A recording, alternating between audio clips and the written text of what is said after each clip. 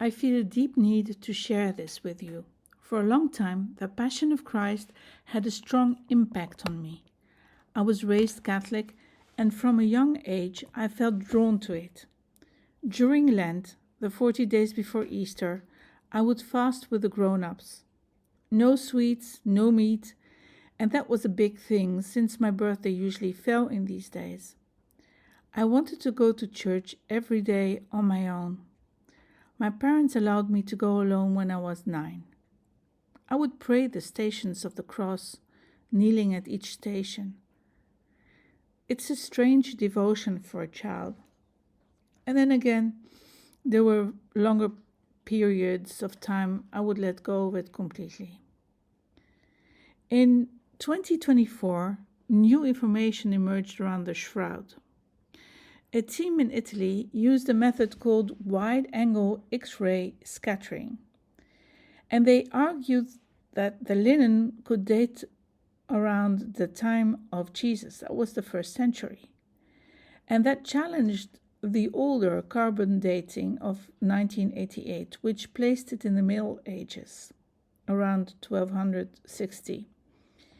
And what they found fascinated me, and I wanted to take a deeper dive with you on this subject because it really goes way beyond a piece of cloth. So using the scientific findings on the Shroud, we will be able to follow the intense journey of Jesus. His actual spoken name was Yeshua. It is a shortened form for Yehoshua, which means to rescue or to deliver. This is the frequency his mother, his followers, and the people of his time actually spoke. So I will use Yeshua also. So we were going to look at the Passion of Christ from the Garden of Gethsemane through the betrayal, the arrest, the trials, the scourging, mocking, carrying of the cross, to the crucifixion and death, burial and resurrection. So the shroud, the cloth you're looking at, proves the whole Passion of Jesus. And what you're looking at on your screen is not a painting. It's not a medieval forgery. It's a mystery that modern science, with all of our advanced lasers, optics, and forensic technology, still cannot replicate or explain. So this cloth holds a perfect 3D topographical map of a crucified man, and that was burned into the outermost micrometers of the linen fibers. The image does not penetrate the cloth. There are no brushstrokes. There is no directionality to the light. It has a 3D depth information. And it is very superficial. It's just only the top fibers. So there is no clear method to reproduce this fully. In fact, only a short burst of energy or radiation could explain this imprint. So according to the most advanced physics research available to us today, this image was created by a sudden, microscopic yet unimaginable intense burst of vacuum UV radiation. It's a flash of light so powerful and so rapid that it altered the molecular structure of the linen without burning it to ash. The image on the shroud is not a painting. It's no pigment, it's no burn marks, and it's also not a photographic emulsion.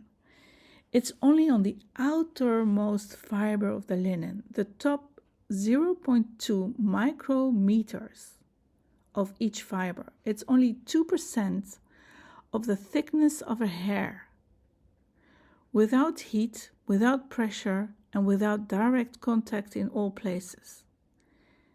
And this is essential. The image contains depth information. In 1976, research discovered with a VP8 image analyzer that the shroud contains three-dimensional information. With a mathematical analysis, they can reconstruct a complete 3D body from it, with correct anatomical proportions and depth. So if this was a painting, they would never have been able to do that. And it cannot be done with a photograph. And actually, there is no non-forgery technique to be able to do this. So the blood on this cloth is perfectly intact. It contains high levels of bilirubin, proving it belonged to a man under extreme, agonizing stress. Yet, there are no smear marks.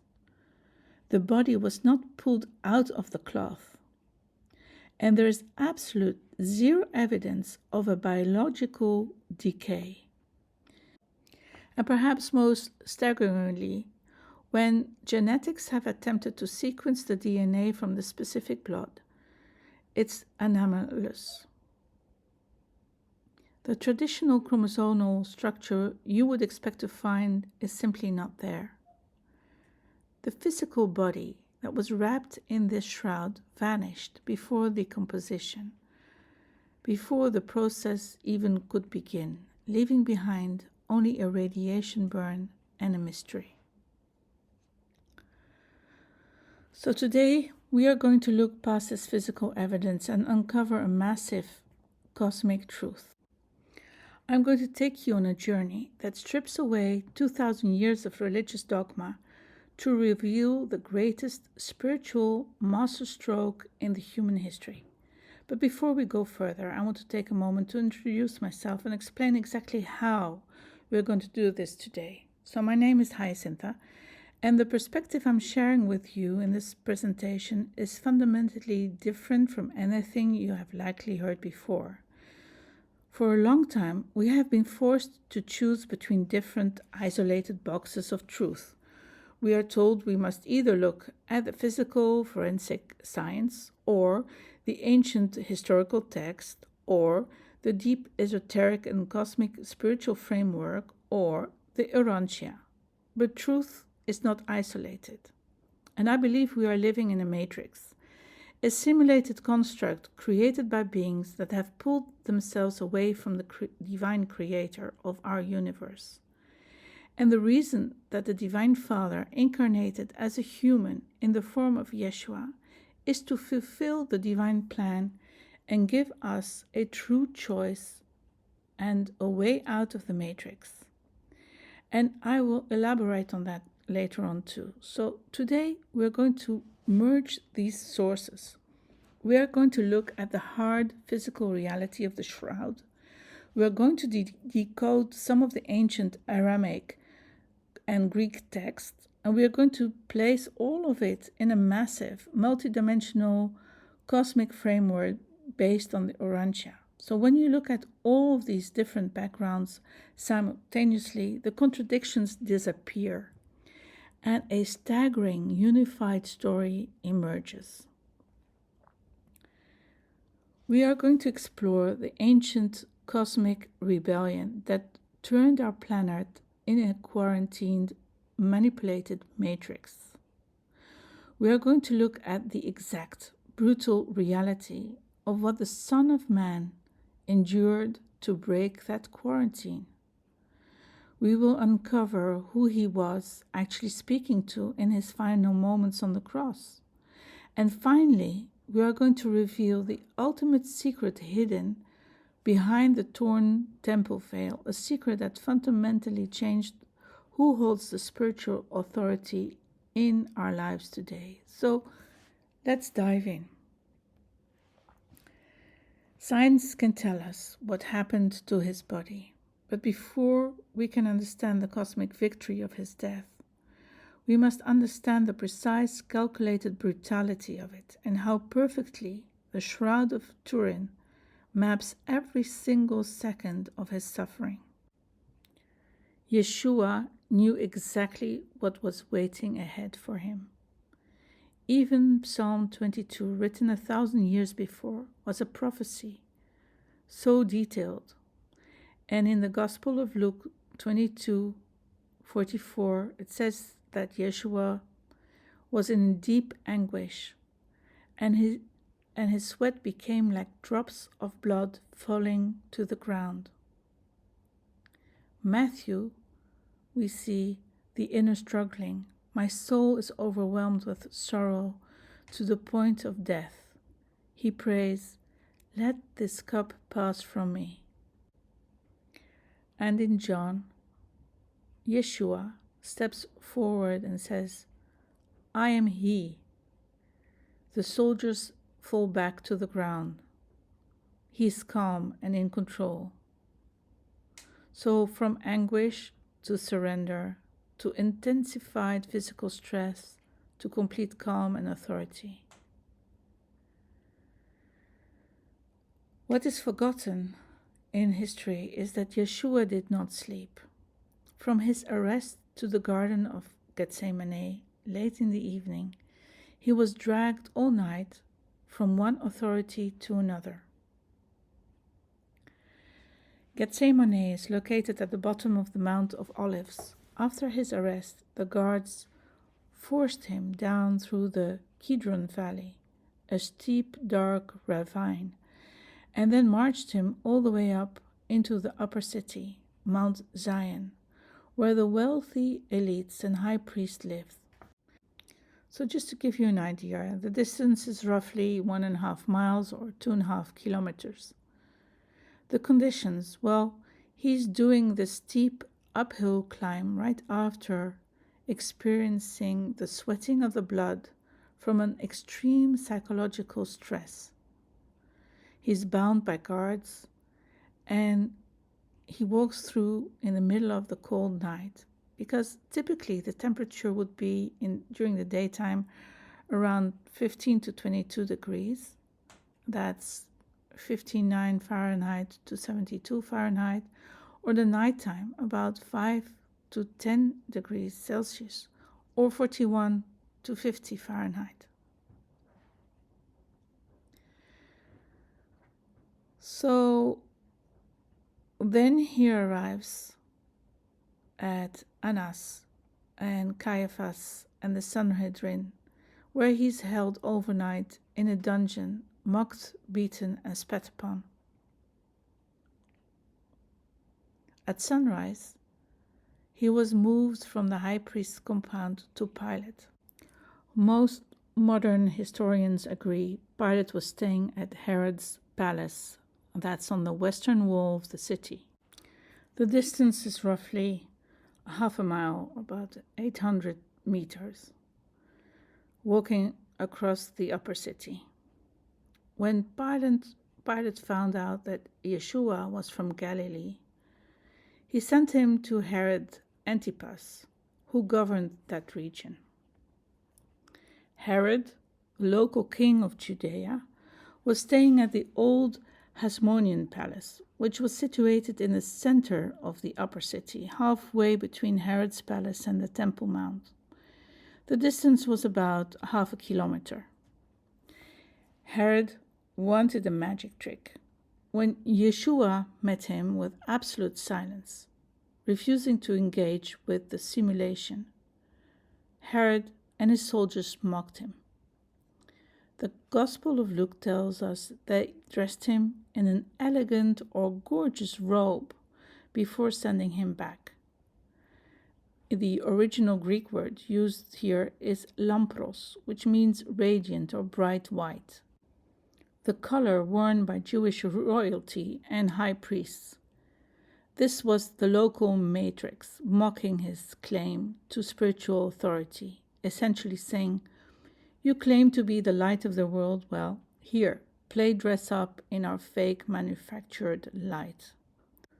So Herod mocked him, dressed him in a royal robe to humiliate him, and sent him back to Pilate to face the final judgment. It's here, back at Pilate's palace, that the brutal Roman scourging, the fragrum, takes place, ripping his flesh down to the muscles and plunging his body into severe hypovolemic shock. That's massive blood loss. The shroud shows us the culmination of this impossible level of systematic destruction. It maps out the marks of the Roman flagrum, a whip braided with heavy lead balls and jagged bones.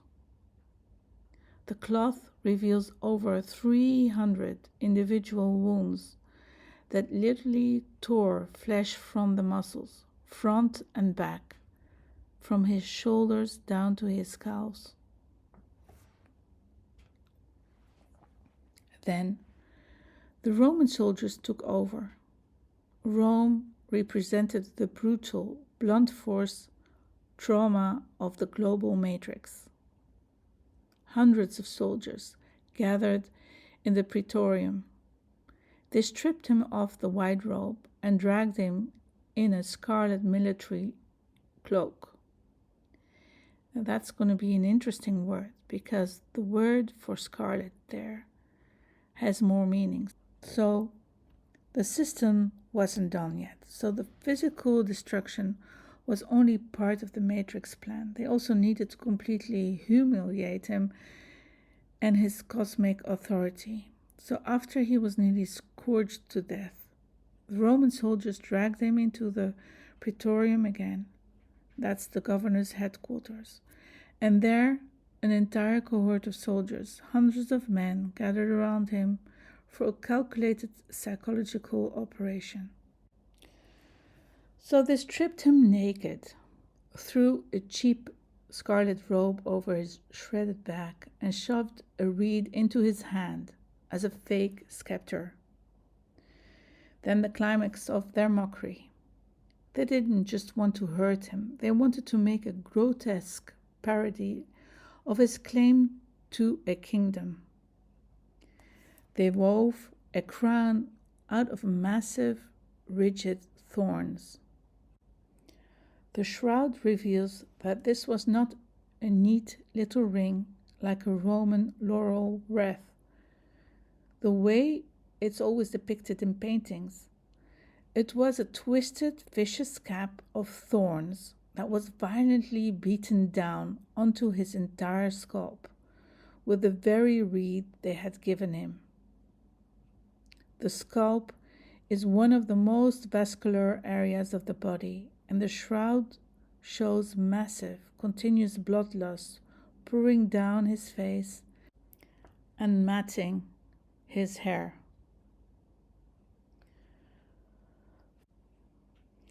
So from the judgment seat, he is now forced to carry the patibulum, the rough wooden horizontal crossbeam, out of the city gates to the execution site of Golgotha.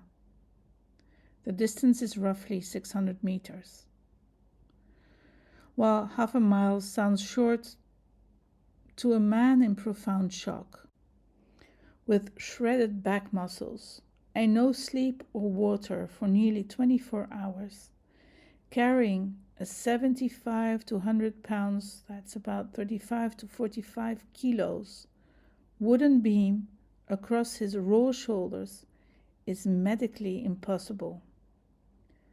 This is why his heart began to fail, and why the Romans had to pull Simon of Cyrene from the crowd to carry the beam the rest of the way. Before he even reached the execution site, he had been forced to walk a total of rough 500 meters. And he did this after sweating blood, having zero sleep, having zero food or water, enduring 3 separate trials and beating from temple guards, and suffering the Roman scourging, which often killed men on its own. Then came the cross itself. The shroud's forensic evidence perfectly matches the horrific mechanics of crucifixion. The nails were not driven through the palms, which would tear under the body's weight, but went through the wrists, severing the median nerve. This sends a shock of unimaginable fiery pain up the arms with every single movement. So to breathe on a cross, Yeshua had to push up on his pierced feet to exhale, scraping his shredded rollback against the rough wood, only to collapse back down again in agony to inhale. The shroud captures this desperate, rhythmic struggle. The blood flow down the arms clearly showed two distinct angles, perfectly matching the physics of a man pushing up and collapsing down over and over again for hours. Ultimately, the shroud also reveals the medical cascade of his death: severe sleep deprivation, cardiac contusion, profound dehydration, and a rapid hypovolemic shock. He didn't just suffocate, his heart gave out under the sheer volume of physical trauma.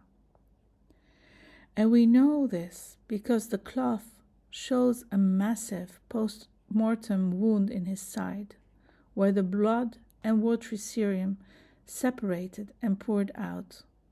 That's exactly what happens when the heart ruptures. So here's where the forensic science of the cloth completely shattered our understanding of physical reality. When they took his body down, he was locked in rigor mortis. You can see this clearly on the shroud. The chest is still expanded in the frozen position of suffocation. The head is rigidly tilted, and one leg is drawn up, permanently locked in the posture of pushing against the nail. Medical science dictates that rigor mortis breaks down after a couple of days as the decomposition begins. But as we discussed at the start, the shroud shows absolute zero decay. So this is what the body looked like.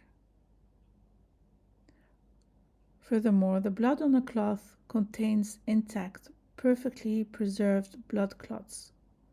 If a human being or a grave robber had physically pulled the body out of that linen, the clots would have smeared. The edges of the wounds would have been torn open again, but there are no smear marks. The scabs are unbroken. This means the physical body wrapped in that cloth vanished while still locked in severe rigor mortis, and this before decomposition could even begin. So the body literally dematerialized through the cloth, leaving behind the perfect intact body clots and emitting that sudden microscopic burst of vacuum UV radiation, then burned his 3D image into the linen. While science can map this unimaginable physical trauma and the impossible physics of his exit, it cannot answer the most important question: why? Why was there so much hate against Yeshua? We are not talking about mere irritation or misunderstanding. We are talking about deep, ruthless, nothing spared hate. We are talking about someone who healed people, someone who made the blind see, made the lame walk, and cleansed the lepers. He was near to the outcasts, the despised, the forgotten people of his time. He blessed children, ate with sinners, and preached forgiveness in a world where revenge was the norm. And yet, he was not only killed, he was systematically and methodically broken down, literally to the bone. So much hatred. What kind of truth does a person carry that evokes so much resistance from the rulers of his time? And to understand why, we cannot just look at the history of Rome or Jerusalem. We have to zoom out far beyond this planet. To understand the destruction of this man, you have to understand the matrix he stepped into. And to understand that matrix, we need to completely rethink our map of the universe. So most people have no understanding of true cosmology. We know we live in a galaxy, we know there are other galaxies, and we call the whole thing the universe. But the reality is vastly more structured and magnificent than that. I know this might not be something you're used to hearing, but if you keep an open mind to this information, it's going to answer a lot of profound questions later on. And if it doesn't resonate right now, well, that's entirely fine, of course. Just let it sit, but bear with me for a moment. So, okay, yes, we are part of a galaxy which is connected to hundreds of thousands of other galaxies, stars, and planets. And together, they form what we call our local universe. So, a local universe is much like a massive, brilliantly organized company filled with highly advanced spiritual beings who help run the system. There is a hierarchy here, but it's not based on power or domination. It's based on consciousness. The older a being is, the more they have evolved alongside their spiritual family, and the larger that consciousness becomes. And the larger that consciousness becomes, the more responsibility they can hold. So at the very top of our local universe is its creator, a majestic being we call our Divine Father. In the Urantia book, he is referred to as Christ Michael. And I know AI made a very funny picture of what the universe might look like, but you can take that for granted. It does give an idea. So we're going to look at the planetary prince. So Christ Michael did not run this vast universe alone. He created brilliant, high-ranking beings to help him guide the evolution of planets. And one of the most magnificent of these beings was a sovereign administrator called Lucifer. He was known as the bright morning star. His consciousness was so massive that he was given the responsibility of an entire sector of our Milky Way called Satania, which contained over 600 inhabited planets. Normally, when we think of Lucifer, we think of a fallen angel, something very small, humanoid type of being falling from the skies, but it's a different story. Now, under Lucifer were thousands of beings who reported to him, and one of his highest-ranking lieutenants, a brilliant being of light, who managed specific planetary systems and regularly visited the local administrators to check on their progress. And his name was Satan. Yep, another brilliant being of light. Now, down here on Earth, our local administrator was called Caligastia, also known as a planetary prince. He is assisted by his associate Daligastia, and their consciousness was much smaller than Lucifer and Satan, but large enough to encompass and guide the entire spiritual evolution of the Earth. They had a massive staff of beings working under them. We know the 100 of Caligastia, and there was also a being named Van, who was the CEO. So Lucifer became increasingly frustrated. He was impatient with the slow, gradual progression of evolutionary beings on the planet. Furthermore, he grew resentful of the cosmic hierarchy. He was great friends with Christ Michael, the Divine Father, and he began to feel they should be equals. Christ Michael always referred to the ultimate, infinite Creator, the Universal Father, at the center of all things. But Lucifer stopped believing in this.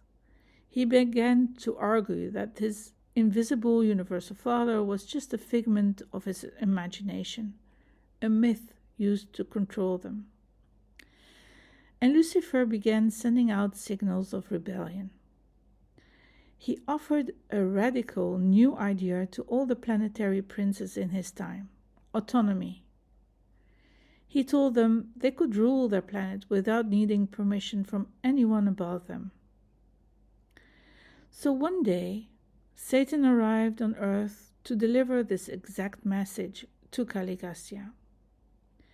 And Caligasta loved it. He was entirely taken by the idea of absolute power. He immediately called his court together and announced a new position. He would rule Earth autonomously, and he would be his own god. Van, his CEO, was utterly appalled. He instantly contacted Lucifer to report that Caligasta had gone rogue, only to discover, to his horror, that Lucifer was the one leading the rebellion. It was spreading like wildfire across the system. Van felt a deep, agonizing betrayal from the brothers he loved, Caligasta, Satan, and Lucifer. So Van called out to the higher being in Edancia and called for help.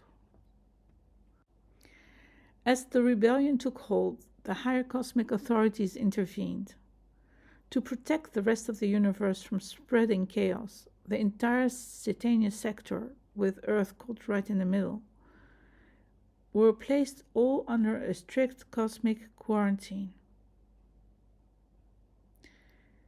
It was the very first lockdown in history of the universe, so no being could come in and no being could leave.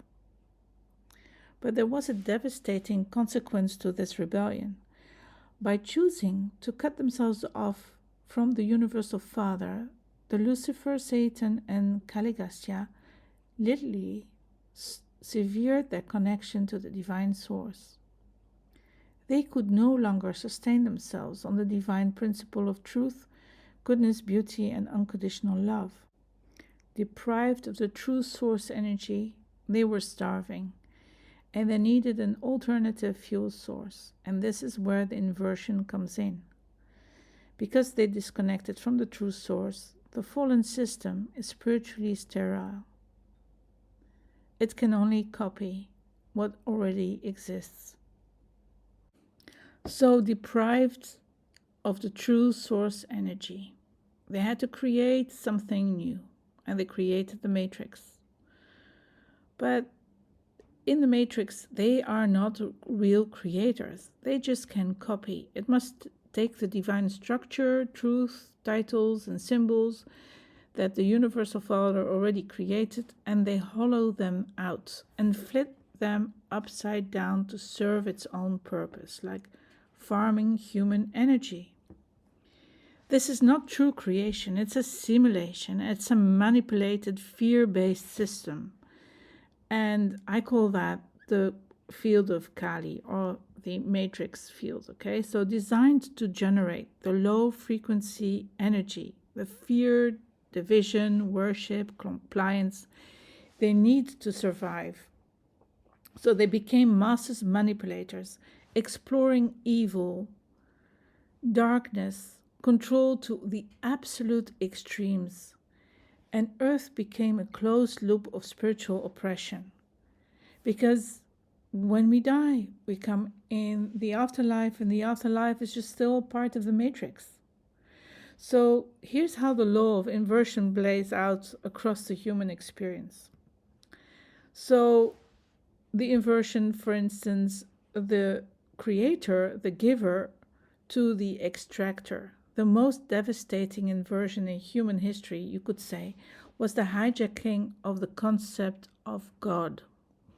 The true reality, the universal Father, our divine Father, is an infinite source of love and energy who constantly give to his creation. He requires nothing in return because he's infinite. This infinite unconditional love. Unconditional means no conditions attached to it. The inversion, Kaligasya, who set himself up as a god of this world, the false Yahweh, the Elohim of this matrix, he put himself out there. And since he was cut from source, he was starving for energy. He inverted the concept of God from a giver to an extractor. He convinced humanity that God is angry, easily offended, he's even jealous. And he demands that humans give him their energy through constant worship, through obedience, and the literal spilling of blood, animal or human sacrifice. What kind of God is that? Then the other inversion. We have the true reality. The true spiritual authority is vertical. Every human being has a direct, unbroken, vertical connection straight up to the Universal Father. You need absolutely no one else to translate or mediate for you. And that was the idea. And of course, the system got quarantined, we were locked down, so this connection was severed. So the matrix inverted this horizontal authority to the system inserted with the middleman. We always need a high priest. We need gurus, politicians, institutions. It holds humanity in, you are dirty, you are sinful, you're not good enough to talk to God directly. You must go through us. You have to pay us. You have to serve us to serve the divine. And they force us. And by forcing your energy horizontally into their earthly institution, the matrix captures actually your information, your power, your energy. Another inversion is the inversion of the Savior, the spiritual liberator to the earthly king. So in reality, Yeshua came as a spiritual liberator to break the cosmic quarantine and offer a frequency, the spirit of truth, that allows individuals to sovereignly walk out of this matrix. The inversion, of course, is the matrix hijacked the concept of Messiah and inverted it into a politically military rulers. The system programmed humanity to wait for an earthly king, a politician, a global leader, someone who will enforce the new world order, for instance. How about that? The new world. That word is used in so many contexts, and also in the new age. It's actually also reached. So creating the 5D, the 4D, the new earth, there are so many of these words that have been captured and actually inverted. And they use actually the sword to make everyone behave. They make people fearful. So they took a spiritual liberation program and they inverted it into a global pacification program. Then the inversion of the cross. The cross was the ultimate transmutation chamber. It was exactly the moment Yeshua short-circuited the closed loop of the matrix and shattered the quarantine and permanently defeated the system. And I'm going to go into the why of that in a while. But to understand how they used this cross, which They use it as an instrument. It's an instrument of torture, and it turned it into a mandatory logo for his followers. By putting crucifix everywhere with his bleeding, dying body still hanging on it, the system inverted the ultimate victory into a psychological trophy of perpetual defeat. It's subconsciously telling humanity, well, this is what happens when you challenge the system. Even the Son of God, well, we are above him. So look at how the mainstream system, specifically traditional religion, has portrayed him already for 2,000 years. If you walk into almost any church in the world, Catholic churches, of course, what do you see? Well, in Catholic churches, you see Jesus hanging on a cross. When you drive around in Europe, you go to Italy or Spain, France, in the southern countries, they have a lot of crucifix just standing there somewhere on the road. And I've been wondering, also as a child, why would they do that? Why would they allow a cross while the system is actually against Jesus? So how come we get to see all these crosses everywhere? So you either see him as a helpless baby, swallowed in the arms of his mother, completely dependent, or you see him nailed to a piece of wood, bleeding, defeated, and dying. In any case, the symbol is he is not a being of power. We're told that the crucifix is a symbol of love and sacrifice, but look at it. Look at it, the lens of the cosmic matrix. The system took the instrument of this torture and turned it into a mandatory logo for his followers.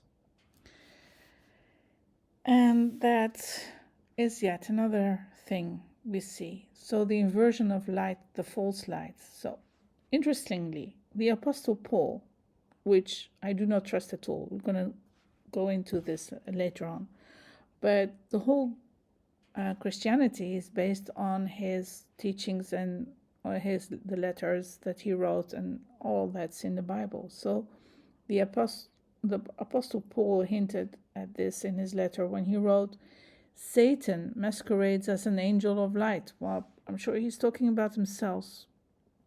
And did you realize that Paul was a Pharisee and he worked for the Romans? He's in fact controlled opposition, and it started way back then. Through him, Christianity was created, the same system that actually killed Yeshua in the first place.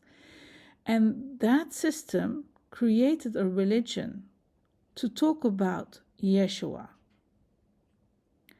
And Paul gave the people ready-made answers. So they will never actually go and dive into what Yeshua really left behind. And interestingly, his brother James, the brother of Yeshua, James, fought against the teachings of Paul. And James was persecuted, thrown off the roof of the temple, and he got stoned to death. And after that, Rome burned down the temple, and Paul was free to create the religion that kept the people still following the Roman beliefs and the empire. So it's interesting, the whole story of Paul and the Roman Empire, that's a different story altogether. I could elaborate on that sometime. But now, when you look at the system, how to beat the law of inversion, the beauty of understanding the law of inversion is that it gives you a flawless lie detector test. Because the matrix cannot create, okay? So when you realize this, every lie the matrix tells is just the truth flipped upside down. I'm sure you have noticed this by now.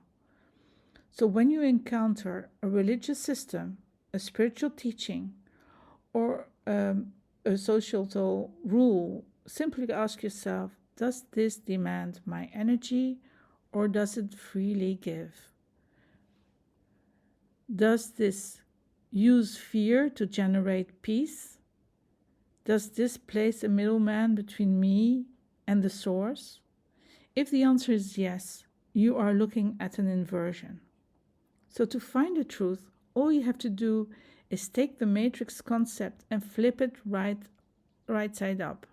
And by plugging into the spirit of truth, you will completely bypass the inverted illusion and reconnect directly to the original right side up blueprint of the universe. So let's look at the word Christ. This was really interesting because I checked. This word Christ is being used so frequently in so many New Age concepts. And the Christ consciousness, we have the cosmic Christ. And at the same time, I read a ritual from the Masonic ritual where they use the word Christ. I even saw Jesus Christ mentioned in Aleister Crowley's book of magic. And I was wondering, how is that possible? How can we actually have that word Christ being used in a dark way? So let me explain this. So the first step to entangle this confusion is to understand that Christ was never Yeshua's last name. It's in the Hebrew word, it's Mashiach. When translated into Greek, it became Christos, and both words simply mean the anointed one. And the ancient meaning in the ancient Middle East, when a king or a high priest was chosen to rule, they had oil poured over their head in a ritual called anointing. Therefore, Christ is a political and spiritual title. It means the crowned king or the ultimate priest. But because Christ is a title and not a personal name, it can be manipulated and reassigned and weaponized by the Matrix. So when we hear the word, for instance, Antichrist, we usually think of a red-horned demon or a politician who openly hates Jesus, okay? But if we look at the original Greek language, a more insidious reality emerges. In ancient Greek, the prefix anti does not mean against. It primarily means in place of, a substitute for. So, the ultimate goal of the Matrix is not to destroy religion. The Matrix loves religion because it controls the people. The goal of the Matrix is to create a substitute Christ, a false light that looks holy, sounds divine, and uses all the right religious buzzwords, but it's entirely disconnected. So let me explain how they come to the Luciferian point of view. So, in the garden, the esoteric theology is that the God of the Bible, who puts humans in the Garden of Eden, was actually an evil, oppressive dictator who wanted to keep humans as dumb, naked, obedient pets. Okay? Then we have Lucifer, the serpent, was the brave Promethean hero who sneaked into the garden to give humans the light of intellect, science, and self-awareness.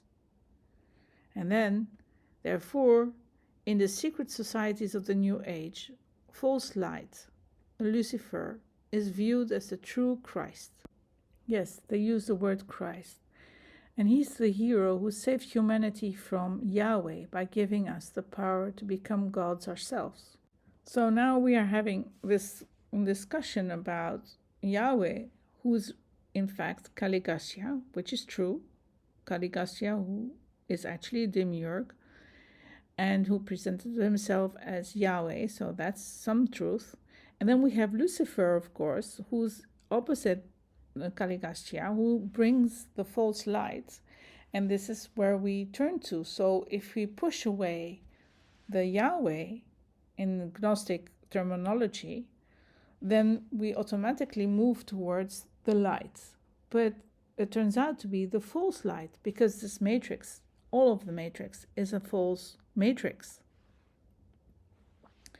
So In the Gnostic Mass, written by Aleister Crowley in 1913, Aleister Crowley being the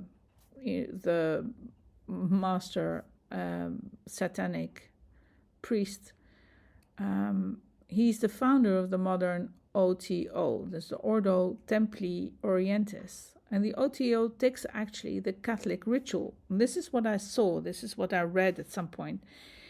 And I was really amazed by how recognizable the structure of the Mass written in there was in fact the same structure of the Catholic Mass. So he uses this Mass but redirects the energy towards sex magic, human autonomy, and the worship of the ego. Goes, do what thou wilt. In the traditional Christianity, the body and blood means the bread and wine in the Eucharist. And in the secret 9th degree auto instructions, this is a literal biological recipe. The body and blood refers to the elixir of life, a physical mixture of male semen, the body, and the female menstrual blood or vaginal fluids. And then, of course, they actually consume humans. To the occultist, Jesus was just a human who attained a certain state of Christ consciousness, the realization that he was his own God. So this is how they turn it. And Crowley views Christ simply as an archetype, the intellectual solar logos, which is synonym to Lucifer, the light bringer. So therefore, any magician performing this ritual believes that they are the Christ. They are invoking their own inner Luciferian spark. Do you understand?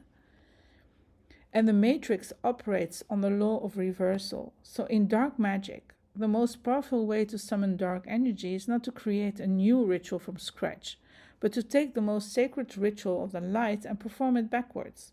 But in fact, like Aleister Crowley said, there is no black magic or white magic. There is just magic, and the whole magic is the basis, is the fabric of the matrix. The matrix is created that way, and then if you're able to tune into this fabric, then you can manipulate the matrix.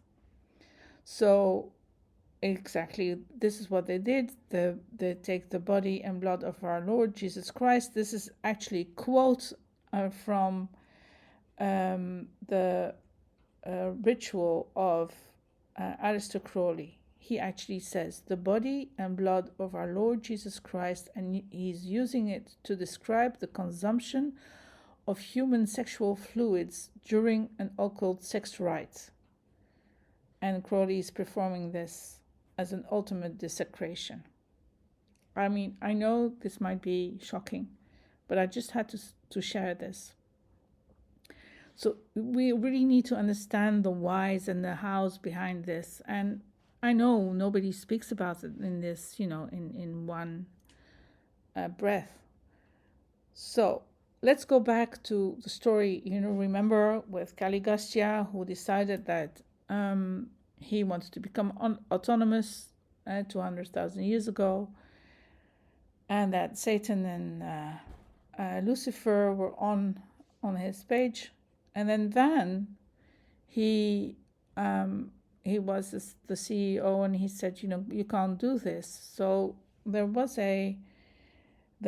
like 7 years that people were able to make a choice between going with Caligustia, which they only knew him as a good ruler in that time, because he did really good work, and he had already served like I think 300,000 years by that time.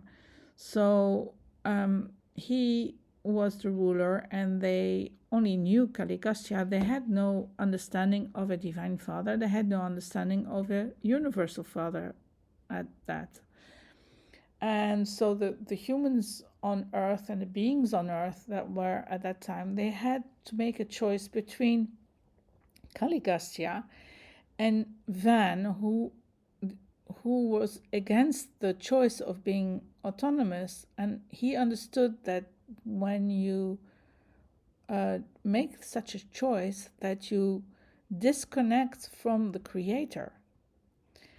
Anyway, they had 7 years the time, and it is fascinating to realize that we've been in this lockdown like 6 years ago, and that we probably have 7 years to go, and that we have to make a choice between in those 7 years, and that the choice that we make will have an effect on how our future will look, and the way it happened then and the way it happened now. It's just, the microcosmos and the microcosmos is actually, it's always a reflection of each other. So understanding that at that time they had 7 years to make this choice, I think we are in exactly the same time frame. We again have 7 years the time from 2020 till 2027 to make the choice. And so when Van called for help, it did not go unanswered. So the Divine Father of our universe, Christ Michael, saw what was happening here on earth, and he saw the quarantine, and he saw humanity trapped in the matrix that they didn't create. So he made a decision together with the Universal Father and other beings, and he chose to come here himself. He came in human form as the man we know as Yeshua. He came here to experience exactly what humans experience in this dark, isolated world. He didn't come with an army to fight Caligula. He came to offer humanity and the universe the one thing the Matrix had stolen, the possibility of choice.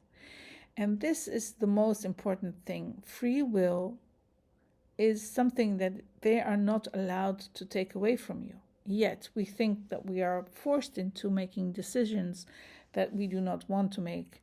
But it's not true. At the end of the day, we really always can make this choice. It might cost our lives, but we always can make the choice. And that is something really important. And in this dark matrix, there was no other choice. I mean, we were stuck in the system. So now Yeshua comes here, and he incarnates on earth as a human, as a baby. So when Yeshua walked the earth and he prayed, for those who know the Bible, he always speaks about the Heavenly Father. He always mentions Abba.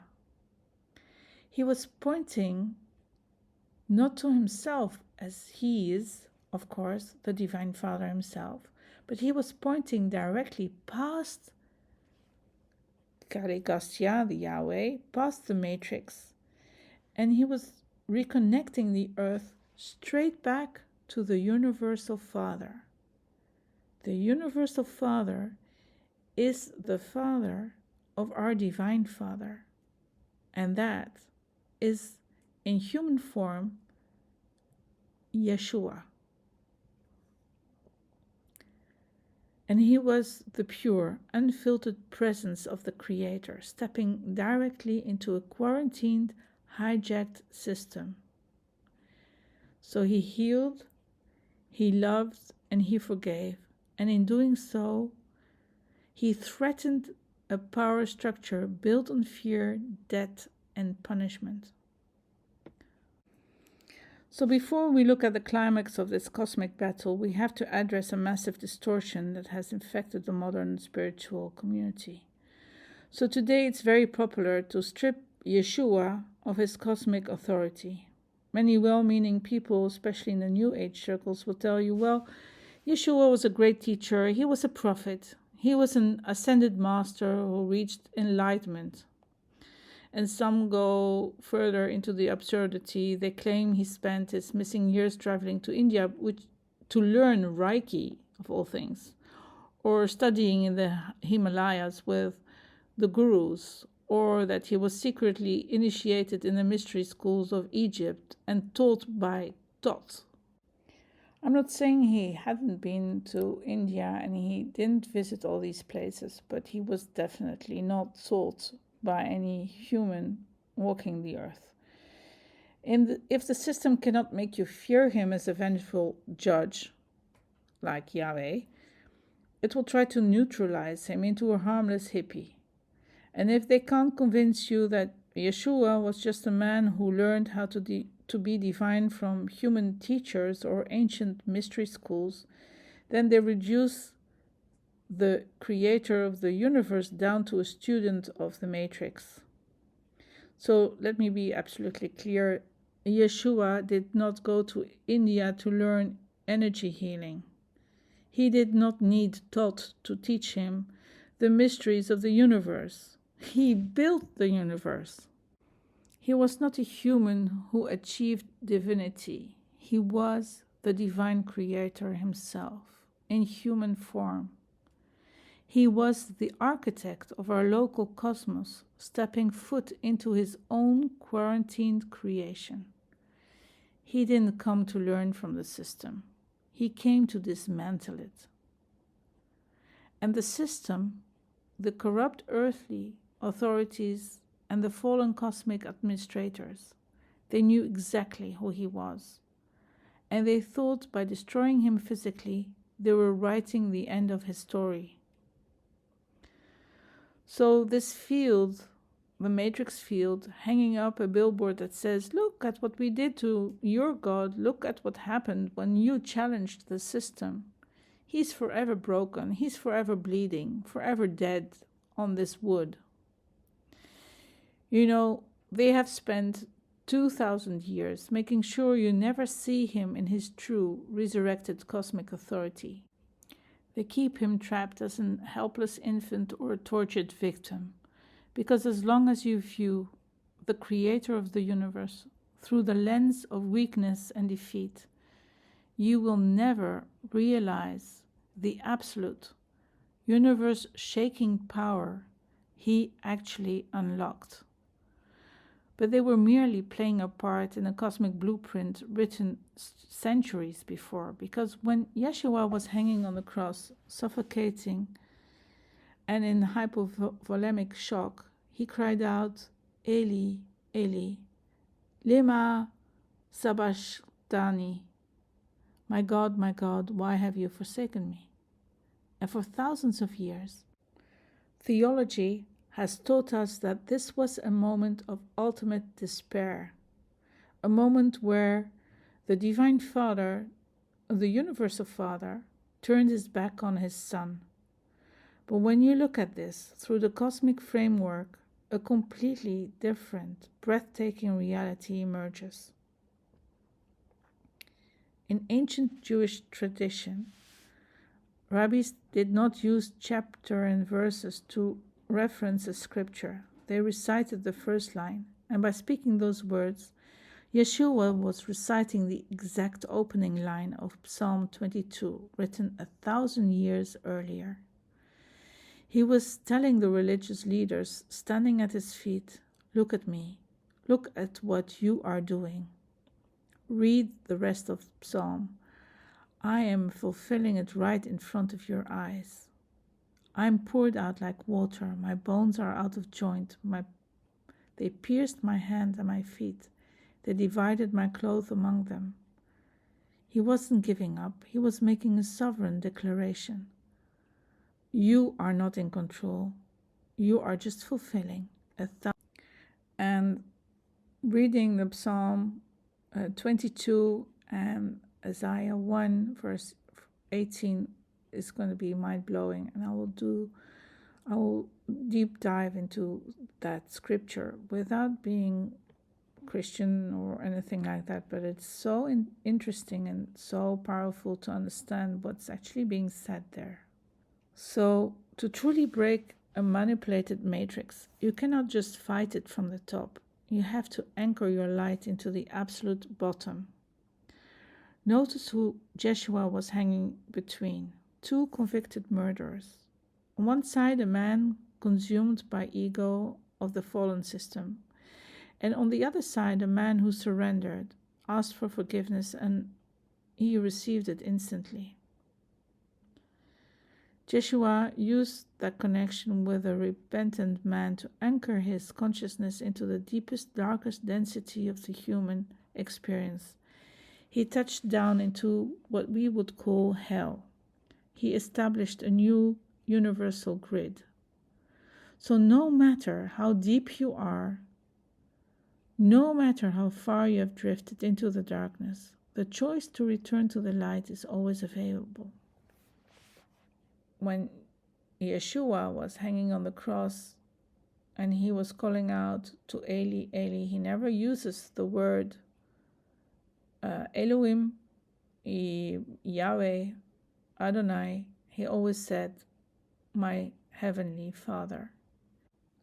So to me, using the word Eli, Eli is actually another word for you going to Yahweh or Elohim. Yahweh is the Kaligastia.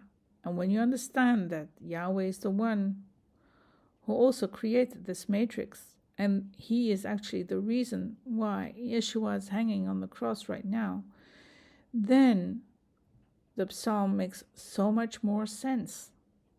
And when you read it that way, it's an eye-opening session. So I'll keep that for another time.